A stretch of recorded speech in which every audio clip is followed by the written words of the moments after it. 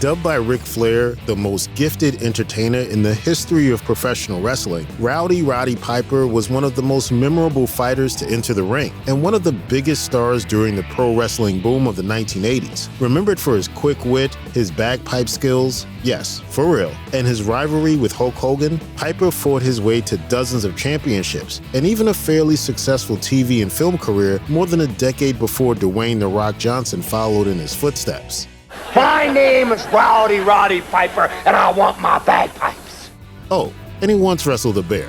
Yes, it sounds crazy, but before the young man named Roderick Toombs became the wrestling legend known as Rowdy Roddy Piper, he had to work his way up the wrestling ladder, and one of those rungs happened to be an honest-to-goodness bear. So how and why did this happen? Well, understanding professional wrestling requires understanding its humble roots as a carnival sideshow. Before Vince McMahon turned it into a big global business in the 80s, wrestling as we know it was something done mainly to attract crowds to circuses, which meant there were both no rules and an abundant supply of animals, such as bears. In fact, at one point in the late 19th and early 20th centuries, when circuses and carnivals were at the height of their popularity, men wrestling bears wasn't even a particularly unusual thing. Further, because the bears were domesticated and trained, they were often performing as much as the wrestlers, and frequently learned complex moves like full Nelsons and flying mares. Even comedian W.C. Fields once got in on the trope, making a long, extended gag of training to wrestle a bear. He joked, "Wrestling with that bear is going to be a cinch compared to making an athlete out of me." By the time Piper got around to doing it though, the practice had long been on the wane, which meant he really had no clue what he was getting into when he agreed to the gig,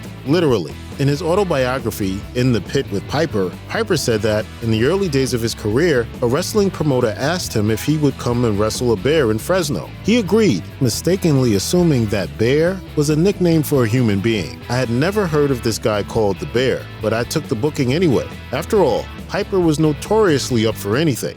I have come here to chew bubblegum and kick ass, and I'm all out of bubblegum.